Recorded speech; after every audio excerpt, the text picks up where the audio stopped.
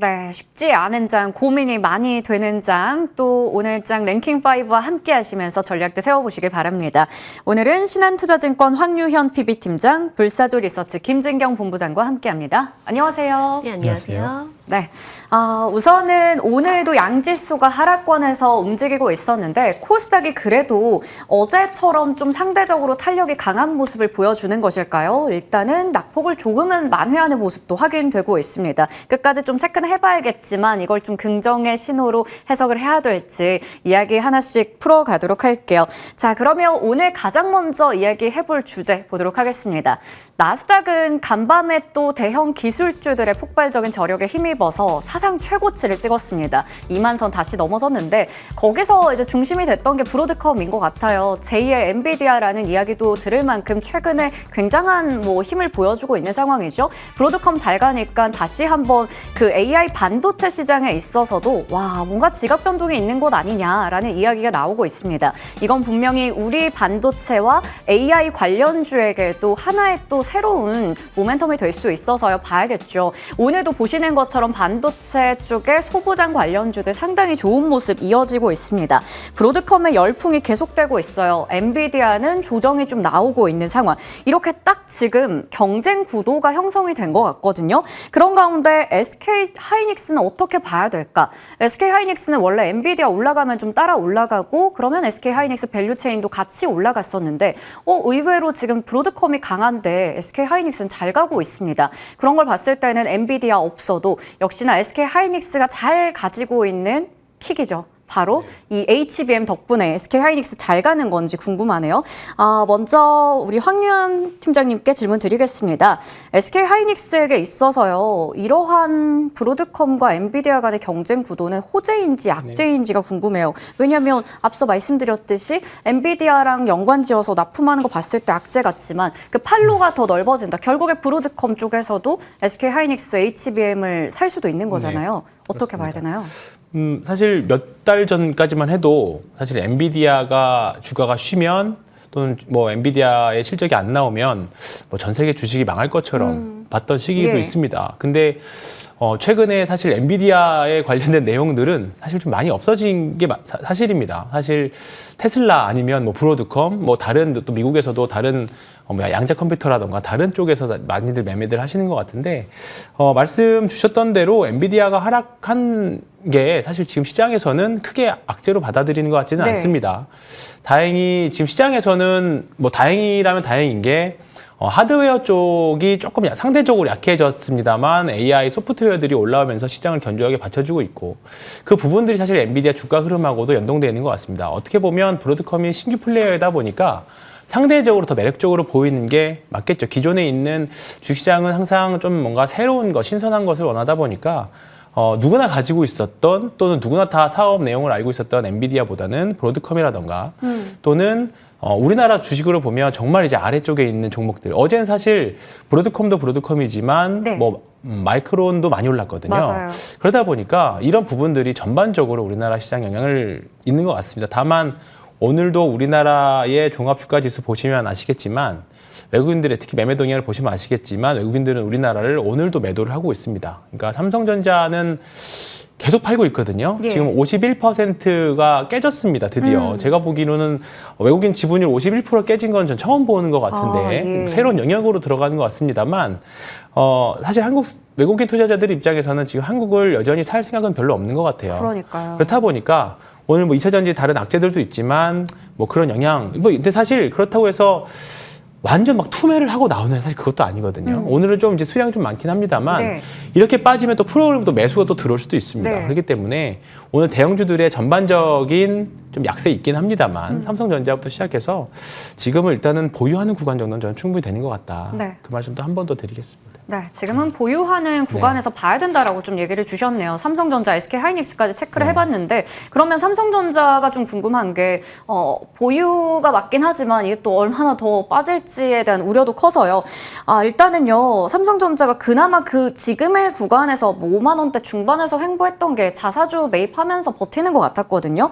근데 XR 기기 출시한다, 이런 자사주 매입이나 여러 가지 이슈도 있었고 오늘부터 글로벌 전략회의도 개최한다라고 하는 있었는데 삼성전자는 오늘 주가가 2.5% 내리는 가장 큰 이유가 목표 주가를 또 내리는 증권가 리포트가 나왔기 때문입니다. 여러 가지 호재 있어봤자 결국에는 좀 우리가 듣고 싶은 말이 안 나와서 그러는 건지 어떻게 해야지 좀 추세 전환될지 궁금해서요. 김진경 본부장님, 삼성전자 답답한 주가 흐름을 나타내고 있어요. 확실히 이거를 살리려면 그 모멘텀으로 볼 수 있는 게 뭐 HBM 관련된 이슈 혹은 이번에 글로벌 전략 회의에서 뭔가 이야기가 나와야 되는 부분이 있는 걸까요? 네, 그렇습니다. 이제 시장에서 전체적으로 바라보는 그 부분이 바로 HBM 부분이거든요. 그렇기 때문에 HBM 쪽에서의 뭔가 좀 특별하게 이슈거리가 나와 주어야 좀 주가가 다시금 되살아나지 않을까라고 생각을 해볼 수 있을 것 같고, 특히나 일단 삼성전자의 경우는 이제 SK 하이닉스에 좀 뒤처지고 있는 상황입니다. 현재로서는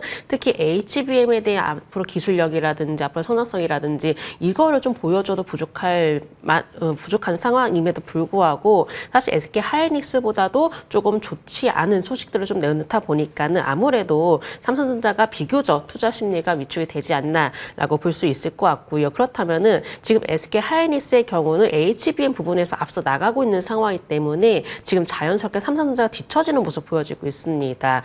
더구나 이제 브로드컴의 이슈까지 떠오르면서 아무래도 SK 하이닉스 쪽에서 더욱더 집중이 되고 있는 분위기가 나오지 않나라고 생각을 해볼 수 있을 것 같고, 그러다 보니까 자연스럽게 관심은 삼성전자 쪽에 뒤처지는 수밖에 없을 것이고, 또 외국인의 매도도 다소간 부담으로 작용되다 보니까는 뭔가 삼성전자가 주가가 꾸준히 오를 수 있을 만한 이유들, 뭔가 새로운 모멘텀이라든지 그런 것들이 좀 부족하다 보니까는 아직까지 삼성전자가 반등 추세를 이어나가기에는 조금 역부족이지 않나라고 생각을 해봐야 될 것 같습니다. 앞으로는 특히나 이 HBM에 따른 기술력으로 인해서 주가의 움직임도 큰 영향을 미치지 않을까라고 볼 수 있을 것 같고요. 현재로서는 삼성전자의 경우는 특히나 이 반도체 부분에서 가장 중요한 부분으로 좀 작용되고 있기 때문에 이 부분 안에서 긍정적인 내용의 뉴스가 필요하다라고 판단되기 때문에 삼성전자의 경우는 5만 원대 중반 부분에서 다소간 조금 박스권 흐름으로 이어지지 않을까라고 예상을 해볼 수 있을 것 같습니다. 네, 삼성전자 이야기는 할 때마다 아무리 새로운 뉴스 나와도 결국 HBM, 콜테스트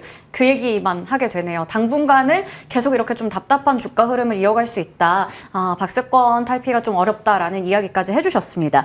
자, 그러면요, 우리가 AI 쪽에 대해서도 이제 추가적으로 더 생각을 해볼 수가 있을 텐데, 뭐 뉴스가 계속 나오고 있잖아요. 특히 소프트뱅크의 손정희 회장도 뭐 트럼프를 만난다라는 얘기가 나왔습니다. AI 쪽에 144조 원 정도를 투자할 것이다. 뭐 이런 얘기가 있던데, 분명히 이거는 AI 관련된 인프라에 있어서 좋은 뉴스 같거든요. 뭐 지금도 팔란티어나 미국의 AI 기업들이 많이 가니까 우리도 AI 하드웨어 쪽에서 소프트웨어 쪽으로 수급 이동이 활발하게 나타났습니다. 그래서 AI 소프트웨어가 최근에 잘 갔었는데 지금은 다시 또 하드웨어 쪽이 뜨고 있는 것 같거든요. 일단 시장의 분위기 자체가요. 그런데 이번에 이 손정희 회장의 이런 투자 계획들이 소프트웨어 쪽에 있어서 긍정으로 봐야 될지 아니면 시스템 반도체 같은 하드웨어 쪽에서 긍정으로 봐야 될지가 궁금합니다. 황교안 팀장님께서는 어느 쪽에 좀 손에 들어주시겠어요? 지금 주가가 일단은 단기적으로는 말을 해주는 것 같습니다. 네. 오늘 일단은 오늘만 놓고 보면 네. 사실 뭐 하드웨어 쪽, 소부장 네. 쪽이 우리나라는 좀 긍정적인 모습들을 좀 보여주고 있긴 합니다만 여전히 강한 모습을 보여주는 거는 AI 소프트웨어라고 저는 보고 있습니다. 네. 그리고 최근 한 1년여간은 엔비디아를 필두로 하드웨어 쪽이 계속적으로 좋은 모습을 보여줬었고 네. 사실 여기저기서 사실 예상됐던 바입니다. 2025년, 2026년부터는 이제 킬러 앱이 과연 누가 네. 치고 나올까? 뭐 챗 GPT 이후에 네. 그런 뭐 AI 비서라든가 그런 부분들 우리 일상생활에 과연 그동안 그렇게 많이 투자했던 AI와 관련된 돈들이 진짜 돈을 벌 수 있는 산업 또는 킬러 앱이 뭐가 있을까? 그런 부분들을 고민했었던 부분들인데 일단 그거와 관련해서 AI 소프트웨어 종목들이 뭐 큰 종목, 작은 종목 할 거 없이 우리나라 네. 대표적으로 네이버라던가 뭐 작은 종목 같은 경우에는 뭐 지금 생각나는 건 폴라리스 AI라던가 여러 가지 종목들이 지금 일단 시장에서 그래도 수급을 계속 가져가 어려운 시장 속에서도 좋은 모습들을 좀 보여주고 있거든요. 사실 우리가 삼성전자 퀄테스트도 사실 지금 당장 통과한다고 하더라도 네. 사실 시장에서의 반응은 뭐 하방은 좀 지지를 해주겠습니다만 네. 사실 상승 제한적일 걸로 보고 있거든요. 너무나도 오랫동안 끌어왔던 재료이기도 그러니까요. 하잖아요. 근데 그에 반해서 소프트웨어 관련된 내용들은 사실 조금 더 말랑말랑하고 소위 말해서 그리고 네. 우리가 상상을 하기에 따라서는 좀 높은 목표가나 밸류에이션을 줄 수 있기 때문에 그런 부분들을 본다라고 하면 미국도 그렇고 한국도 그렇고 지금은 AI 소프트웨어 특히나 내년에 주도주를 본다라고 네. 하면 뭐 가끔은 밸런스를 맞추기 위해서 너무 많이 빠졌을 경우에 올라오는 그런 네, 모습을 좀 네. 보여주긴 하겠습니다만 AI 소프트웨어 쪽으로 계속 집중하는 뭐 AI 소프트웨어라는 게 단순하게 뭐 A와 관련된 말고도 뭐 의료 AI도 있을 거고요. 예. 그 확장성이 굉장히 좀 좋기 때문에 그런 쪽으로 계속 주도주에 탐색을 해보시는 게 좋을 것 같습니다. 네.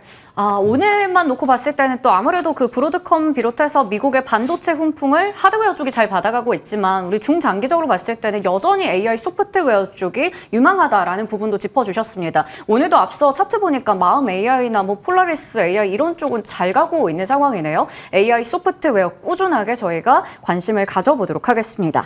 자, 이렇게 반도체 쪽은 미국 쪽의 훈풍을 잘 이어받고 있는데 2차 전지 섹터는 또 한 번의 뭔가 암초를 만난 듯한 느낌입니다. 배터리 전기차 관련주 다 내려가고 있어요.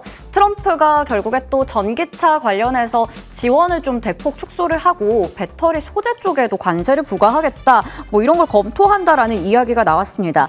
워낙에 그 보조금 쪽에 대한 그 의존도가 있다 보니까 2차 전지들 이게 굉장히 직격탄으로 보이거든요. 그래서 주가가 오늘도 다 내려가고 있잖아요. 거의 급락 수준인데 여기서 추가적으로 더 내려간다라고 생각해야 되는 건지 김진경 본부장님 2차 전지는 더 빠질까요, 여기서? 네, 아무래도 이제 트럼프 당선인의 취임이 약 이제 한 달여 정도 이제 남은 상황인 것 같은데 그러다 보니까는 계속적으로 지원 축소라든지 관세에 대한 이해가 나오고 있고 이런 부분들이 실제적으로 좀 이루어지기까지는 기간이 얼마 남지 않았구나라는 우려감들이 확산이 되면서 오히려 투자 심리가 많이 위축이 되고 있는 상황인 것 같습니다. 물론 유럽 쪽에서는 2차 전지라든지 전기차 관련해서 긍정적인 얘기가 나오고 있지만은 현재 관심으로서는 일단은 트럼프의 어떤 움직임 이쪽에 좀 관심 집중이 되어 있거든요. 그렇다 보니까는 아무래도 2차 전지 쪽에 대해서는 주가에 대한 방향성이 좀 갈피를 못 잡고 있다라고 좀 보시면 되실 것 같고요. 여러 가지 정책들에 대한 변수들이 현재로서는 좀 남아있는 상황이기 때문에 당분간 주가의 움직임에 있어서 좀 부담이 될 수는 있을 것 같습니다. 하지만은 현재 관련주를 살펴봤을 때 워낙에 지금 많이 하락을 해왔었고 이 하락하는 기간 동안에 우리가 생각했었던 우려감들이 또 반영이 되고 있는 시점이기 때문에 오히려 지금의 경우는 오히려 충분히 낙폭 과대가 되었다라고도 좀 볼 수 있을 것 같은데요. 다만 지금은 관련주들이 이런 좀 전체적인 분위기를 좀 따라가는 형국들이 좀 나타나고 있는 상황이기 때문에 물론 신규 매수의 경우 좀 부담이 될 수가 있기 때문에 현재는 관망하시는 게 맞습니다. 그렇지만은 만약에 보유하고 계시는 분들이라면은 오히려 이럴 때 손절하시는 것보다도 지금의 경우는 뭔가 그대로 보유를 해 나가는 전략이 필요하다라고 판단이 되는데요. 왜냐하면은 관련주들이 워낙에 좀 큰 폭으로 하락했기 때문에 오히려 지금 손절을 결정하시게 된다면 그만큼 큰 손실이 확대가 될 수가 있기 때문에 물론 추가 매수의 경우도 좀 부담이 될 수가 있기 때문에 추가 매수보다도 그대로 가지고 계시는 물량 그대로 보유를 해 나가는 전략이 필요하다라고 말씀드려야 될 것 같고 물론 시간은 조금 필요할 수는 있겠지만은 그래도 우려감은 선 반영했다라는 점에 대해서는 충분히 지금 낙폭 과대가 되었다라고도 볼 수 있을 것 같습니다. 일단 2차 전지가 낙폭 과대인 건 확실한데 거기서 이제 우리가 어떻게 전략을 세워야 될지가 중요할 것 같아요. 신규 접근에 대한 뭐 유혹이 있을 수도 있겠지만 지금은 여기서는 좀 관망하자. 추가 조정에 대한 부분도 염두에 둬야 돼서요. 그리고 보유자분들께서는 일단 지속 보유를 좀 하자라고 얘기 주셨습니다. 그 부분들 참고해 보시면 좋을 것 같습니다. 자, 그리고 이번에는 대표적인 자동차 업체들 한번 체크해 볼게요. 미국에서 전기차 사업을 하고 있는데 이거 굉장한 또 악재가 아닐까 싶습니다. 현대차와 기아의 차트를 한번 보면 오늘 엇갈린 분위기 나타내네요. 현대차가 낙폭이 좀 더 많이 커졌습니다. 2% 정도 빠지면서 20만 원 선 초반까지 내려왔고요. 기아는 오늘 좀 잘 버티나 싶었는데 오름폭을 많이 줄이긴 했습니다. 자동차주가 일단은 대표주가 엇갈린 모습을 나타내고 있어요. 황유현 팀장님. 전기차 지원 축소하겠다고 하는데 이거를 지금 각 기업이 어떻게 받아들이고 있는 걸까요? 이 정도 악재는 뭐 반영됐다 이런 건지 아니면 좀 걱정해야 되는 건지. 일단 뭐 엇갈린다라는 표현 하셨지만 뭐 정도의 차이가 있지 저는 큰 의미는 없다라고 생각을 합니다. 뭐 기아가 뭐 4, 5%씩 올라가는 것도 아니기 때문에 큰 의미는 없다라고 보고요. 뭐 여러 가지 전기차 관련된 현재 대형주들, 특히나 대형주들 딴에서는 아까 삼성전자 이야기하면서 말씀드렸지만 우리나라 전체 시장에 대한 수급 그러니까 대형주들은 결국은 외국인들이 매수를 해줘야 되거든요. 그래야 좋은 뉴스가 나오면 그걸 이제 호재로 반영해서 올라갈 거고 악재로 좀 둔감하게 반응할 거고요. 근데 지금처럼 외국인 수급이 매우 약한 상태에서는 아마 악재에 더욱더 민감하게 작용하게 될 겁니다. 네. 그렇기 때문에 지금 시총 상위 한 20개 정도는 계속적으로 그날 외국인들이 좀 공격적으로 파느냐, 좀 약하게 파느냐, 또는 조금 순매수를 해주느냐, 그거에 따라서 그날의 분위기가 좀 많이 달라지는 것 같습니다. 그렇기 때문에 특별하게 지금 대형주를 뭐 자동차 말씀해주셨던 자동차뿐만 아니라 우리나라 시총 상위 주식들은 외국인들이 조금 그래도 의미 있게 뭐 하루에 1조 이상 매수해주는 날이 좀 나오면 그때 공격적으로 그때 조금 포트의 비중을 좀 높이시는 또는 추가 매수를 하시든 그렇게 하는 전략이 지금은 맞다라고 생각합니다. 네, 자동차 아직까지 좀 살만한 시점은 아닌 걸로 네. 보이네요. 그 대형주 안에서도 외국인들의 수급이 의미 있게 들어와야 될 텐데 아직 그게 또 보이지 않다 보니까. 그리고 오늘 물론 약간은 뭐 표정이 달라 보이지만 결국에는 좀 둘 다 빠지고 있는 상황이긴 합니다. 자동차 대표주들까지 흐름 체크해봤습니다. 자, 그러면요. 반도체도 이야기해봤고 2차 전지도 다뤄봤고 이번엔 또 다른 우리 시장의 주요 섹터죠. 제약바이오입니다. 셀트리온이 최근에 보면 좋은 뉴스가 정말 많더라고요. 그러다 보니까 요즘 매일같이 랭킹5에서도 다뤘던 기억이 있는데 이번에 신규 CDMO 법인을 출범한다라는 소식이 전해졌습니다. 이름은 셀트리온 바이오솔루션스라고 하는데 오늘은 좀 조정이 나오고 있어요. 최근에 긍정적인 뉴스들 계속 전해지면서 주가가 고점을 좀 높여가다가 살짝 쉬어갑니다. 최근에 보면 셀트리온은 뭐 안 좋은 뉴스보다는 좋은 뉴스만 계속 나오고 있어서 이거 사야 되는 타이밍인가 싶기도 한데요. 김진경 본부장님 의견 궁금하네요. 우상향 기조에서 살짝 쉬어갈 때 오히려 사는 게 좋을까요? 저는 그래도 셀트리온에 대해서 관심은 충분히 가져봐도 좋지 않나라고 좀 말씀을 먼저 드리도록 하겠습니다. 뭔가 이제 셀트리온에 대해서 여러 가지 좋은 내용들도 나오고 오늘도 마찬가지로 긍정적인 이슈가 나왔기 때문에 이런 부분들이 물론 주가 상승에 좀 영향을 주면 좋겠지만 오늘은 아쉽게도 다소한 쉬어가는 모습 보여지고 있고요. 다만 뭔가 증설 비용에 대한 절감이라든지 뭔가 생산이라든지 효율성 제고를 통해서 뭔가 경쟁력도 확보를 해볼 수가 있을 것 같고 그리고 여기서 또 신규 생산 시설에 대한 기대감도 나타나주고 있는 상황이기 때문에 충분히 주가가 오를 수 있을 만한 재료들은 보유를 하고 있다라고 볼 수 있을 것 같습니다. 그리고 최근 들어서는 이 바이오 시밀러 내종 유럽 허가 이제 권고에 대한 획득 소식도 나와줬기 때문에 여러 가지 이런 좀 내용들로 종합을 해봤을 때는 아직은 셀트리온의 경우는 오히려 조정 시대 관심을 가져보자라는 점 말씀을 드려봐야 될 것 같고요. 다만 셀트리온 물론 이렇게 좀 조정할 때 나올 때 관심을 가져볼 필요가 있겠지만은 기술적인 흐름을 어떻게 대응하느냐도 가장 중요할 것 같습니다. 현재로서는 이제 18만 원대 후반 이제 121선 부근인데 이 121선 부근을 잘 지지를 해내주는 역할이 중요하지 않을까라고 생각을 해볼 수가 있고요. 만약에 121선을 이탈하게 될 경우에는 다소 회복하는 데 시간이 걸릴 수가 있기 때문에 만약에 현재 관심을 가지고 계시는 분들이라면은 121선을 손절 라인으로 잡고 대응해보자라는 점을 말씀을 드려보도록 하겠습니다. 네, 충분히 꾸준히 관심 가져서 볼만한 종목이고 접근도 가능한데 그 기술적으로 봤을 때 121선 굉장히 중요하다라고 말씀해 주셨으니까요. 참고해 보시면 좋을 것 같습니다. 그리고 제약바이오 쪽에서 오늘 시총 상위주들은 앞서 오프닝에서 보셨던 것처럼 좀 약하긴 합니다만 비만 치료제 관련주들이 다소 급등이 나오고 있습니다. 다 개별 호재가 있더라고요. 물론 대장주인 펩트로는 오늘 조금 아쉽긴 한데 인벤티지랩은 상한가 여전히 풀리지 않고 있고 나이백 같은 경우에도 개별 호재 속에서 12%대 급등, 유통 관련해서 블루엠텍도 올라가고 있습니다. 와, 어떤 종목을 좀 골라야 될까 어렵긴 하네요. 황유현 팀장님. 대장주를 역시 펩트론 이런 걸 봐야 되는지 아니면 개별 이슈 속에 팍팍 올라가는 종목 안에서 우리가 좀 뽑아봐야 될지 고민돼요. 비만 치료제 시장은 아마 앞으로도 계속적으로 커질 것 같습니다. 계속적으로 비만 치료제와 관련된 약들은 계속 나올 거고요. 현재 나와 있는 뭐 위고비 말고도 이제 릴라이 제바운드라던가 더욱더 성능 좋은 비만 치료제들은 앞으로 아마 더 많이 나오게 될 겁니다. 그리고 비만 치료제, 특히나 미국에서는 비만이 자체가 이제 질병으로 점점 인정을 받고 있는 분위기이기 때문에 이제 보험으로까지도 이제 커버가 된다라고 하면 아마 비만 치료제 시장은 지금보다 훨씬 더 큰 시장이 될 겁니다. 근데 그 안에서 진짜 비만 치료제와 관련된 주식들은 정말 우리가 다른 바이오 보는 것처럼 그 가운데서도 정말 성공한 바이오세 헬스케어 주식이 있는가 하면 실패한 종목들도 있잖아요. 네.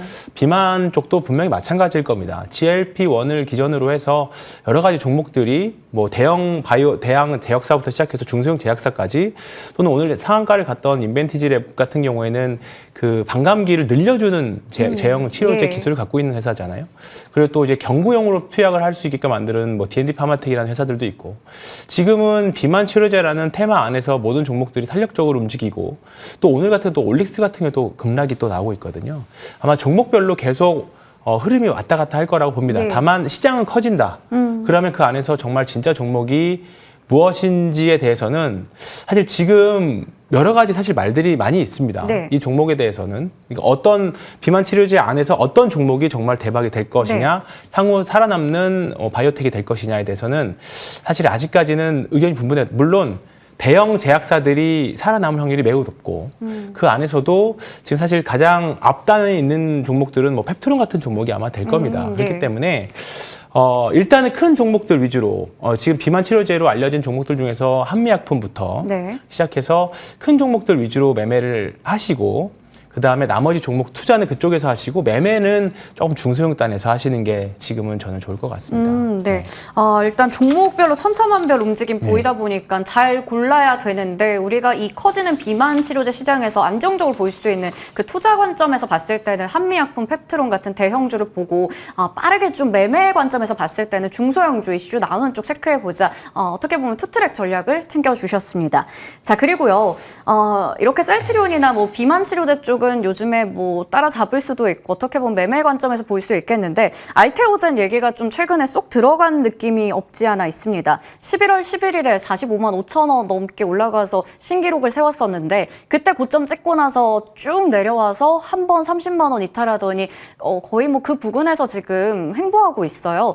상승 모멘텀 좀 있는 건지 답답하긴 하네요. 김진경 본부장님, 뭔가 코스닥의 시총 1위인데 그래도 알테오젠의 흐름을 딱 바꿔줄 수 있는 이벤트가 있을지 보유자분들은 어떻게 가져가야 될까요?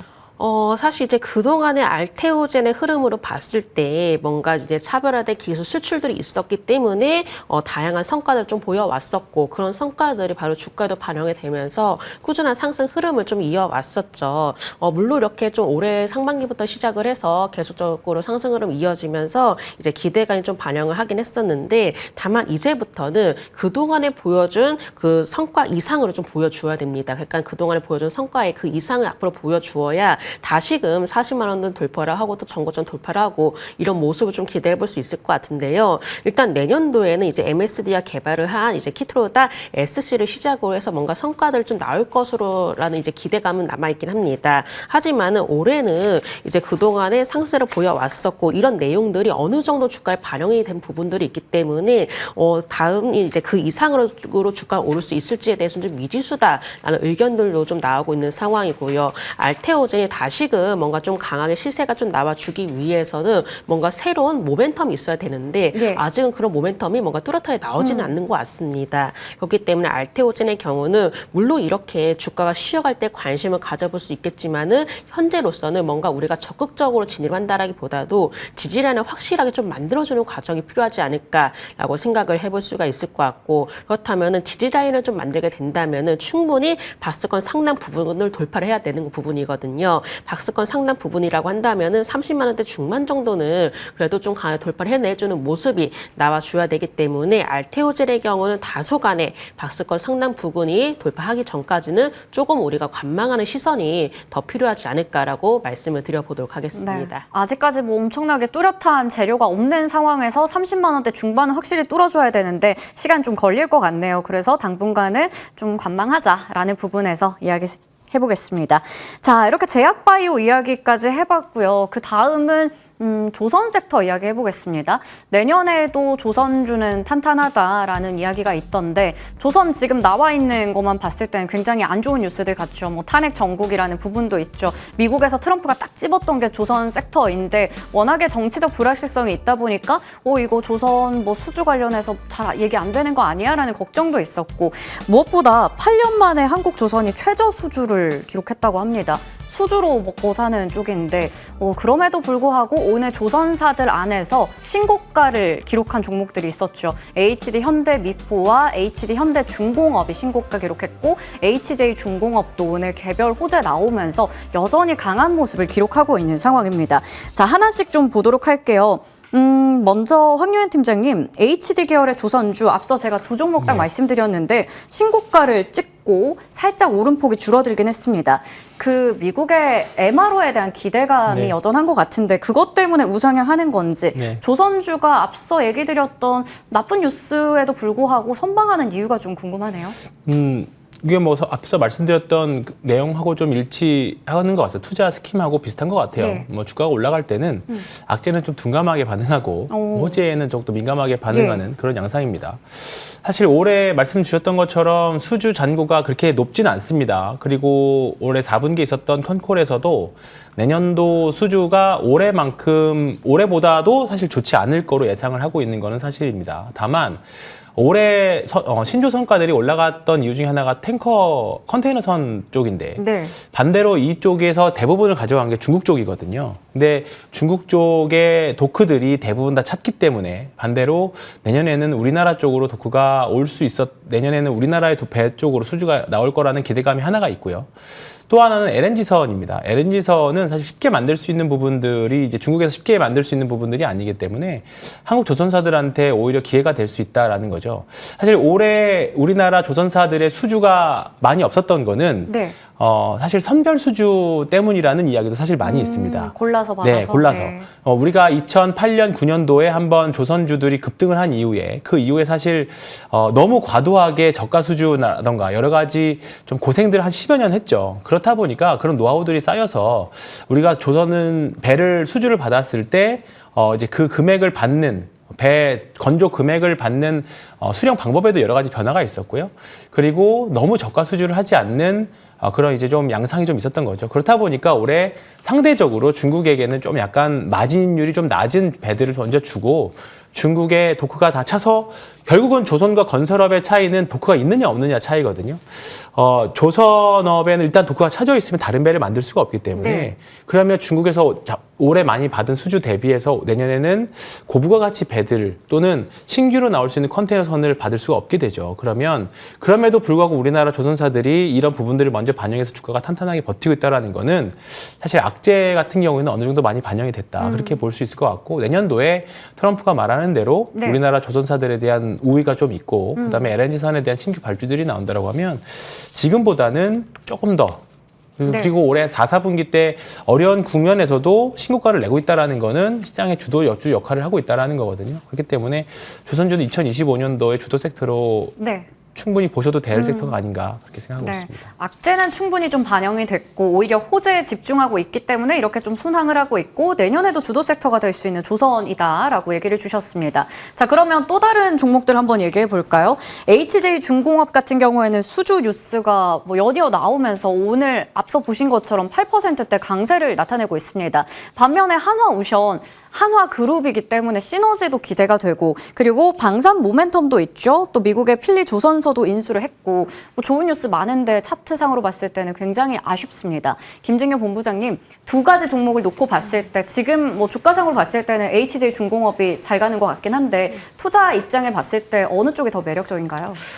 일단은 성향 차이가 가장 클 것 같습니다. 일단 하나오션의 경우는 그동안에는 계속적으로 좋은 내용들이 많이 나왔었거든요. 좋은 내용들이 나오면서 주가도 어느 정도 좀 반영을 한 부분이 있었고 그렇다면은 하나오션의 경우는 물론 방산이라든지 MRO라든지 여러 가지 내용들이 올해 꾸준히 나왔기 때문에 지금의 경우는 뭔가 조금 쉬어가고 있다라고 좀 보셔야 되실 것 같습니다. 추가 수주에 대한 내용들이 또 앞으로도 기대가 되고 있기 때문에 앞으로 추가로 나올 수주 소식에 따라서 주가 흐름은 좀 확인하실 필요가 있으실 것 같고요. 다만 HJ 중공업의 경우는 다른 조선주들이 좀 들썩들썩할 때 다소 두각을 나타내진 않았습니다. 근데 최근 들어서 HJ 중공업 둘러싸고 긍정적인 내용이 나오고 있다 보니까는 우리가 최근 들어서는 더욱더 좀 더 두각을 나타내고 있는 것이 아닌가라고 볼 수 있을 것 같고요. 뭔가 이제 상대적으로 다만 좀 가볍게 움직여지는 경향은 있습니다. HJ중공업이 조금은 이제 다소 중수형 흐름으로 좀 움직여지고 있는 부분이기 때문에 오히려 HJ중공업의 경우는 우리가 조금은 길게 가져가신 전략보다도 어느 정도 기술적 흐름을 이용한 조금 단기적인 관점으로 바라보실 필요가 있으실 것 같고요. 하나오션의 경우는 그래도 좀 덩치가 있는 종목이기 때문에 네. 움직임은 가볍지는 않습니다. 네. 그렇다면 수주로 인해서 올해 주가의 경우는 뭔가 장중 변동성보다도 그래도 꾸준히 추세적으로 움직이는 경향이 있기 때문에 오히려 조금은 안정적이고 좀 추세적인 흐름을 이용해 보실 분들이라면 하나오션에 관심을 두시는 전략이 필요하지 않을까라고 말씀을 드려보도록 하겠습니다. 깔끔하게 딱 투자 성향에 따라서 다르다 얘기해 주셨네요. HJ중공업은 수익률 측면에서 단기적으로, 그리고 하나오션은 중장기 편안한 느낌으로 기억해 주시면 좋을 것 같습니다. 자, 그러면 마지막으로 밸류업에 대한 이야기 간단하게 해볼게요. 거래소에서 밸류업 지수에 5개 종목 추가로 넣었죠. 금융이나 통신 같은 것들 진작에 들어갔어야 했는데 뭐 늦게 들어가서인지 사실 뭐 주가로 봤을 때는 굉장히 영향이 미미해 보입니다. 안 먹히는 밸류업인가 싶기도 한데 반면에 주주 환원 관련해서 여러 가지 정책 내놓는 걸로 보이는 그 지주사 쪽이 오늘 좋아 보여서요. 지주사 진작에 샀어야 하는 건지도 궁금하네요. 황유현 팀장님, 금융통신 쪽은 좀 시들시들한 것 같은데 네. 또 지주사는 너무 괜찮아요. 밸류업 측면에서는 네. 뭐 어디를 봐야 되는 걸까요? 지주사 볼까요? 네, 뭐 지금 당장은 지주사가 연말까지는 계속 좋을 것 같습니다. 예를 들어 상법 개정안을 나왔을 때 여러 가지 측면에서는 이번에 상법 개정안에 포함된 내용들이 뭐 예를 들어 자사주를 어떻게 처분 소각하고 향후 어떻게 처리할 것이냐에 대한 부분까지 우리 사업보고서에 넣어야 되는 부분들이거든요. 예. 그래서 지금 당장은 지주사가 조금 더 좋고 뭐 네. 금융지주사들은 상대적으로 약하고 그런 부분들이 있긴 합니다만 밸류업과 관련된 특히 이제 밸류업 지수에 포함되어 있는 종목들, 그러니까 거래소에서 어느 정도 1차적으로 걸러진 종목들은 거버넌스 관련해서 밸류업으로는 어느 정도 공시라던가 뭔가 주주 환원에 대한 내용들을 다 담고 있는 내용들이거든요. 그러면 사실 그 안에서 정도의 차이가 있을 겁니다. 일본이 밸류업을 10년여 해서 작년부터 뭔가 본격적인 성과를 냈던 네. 거거든요. 근데 이제 우리나라는 이제 올해 처음 시작한 거기 때문에 네. 저는 너무 급하게 서두르지 않고 밸류업은 어느 정권과 상관없이 향후에 우리나라 증시가 한 단계 업그레이드를 하기 위해서 꾸준하게 추진하는 정책이라고 저는 생각하고 있습니다. 그렇기 때문에 그런 관점에서 본다라고 하면 지주사들, 특히나 주주 환원과 관련된 공시를 선제적으로 먼저 낼 수 있는 종목들은 지금도 특히 뭐 오늘 금융주사들이 상대적으로 안 좋다라고 하면 네. 저는 금융주사는 지금 같은 경우는 장기적으로는 아주 좋은 매수 기회라고 생각합니다. 네. 이런 지주사들도 큰 쪽도 괜찮지만 밸류업 관련해서는 길게도 볼 수 있기 때문에 금융 지주사도 조정 나왔을 때는 충분히 접근 가능하다라는 관점에서 얘기해 주셨습니다. 저희 이렇게 마지막으로 밸류업에 대한 이야기까지 자세하게 풀어봤고요. 오늘 두 분과 함께했습니다. 지금까지 신한투자증권 황유현 PB팀장, 불사조 리서치 김진경 본부장과 함께했습니다. 고맙습니다.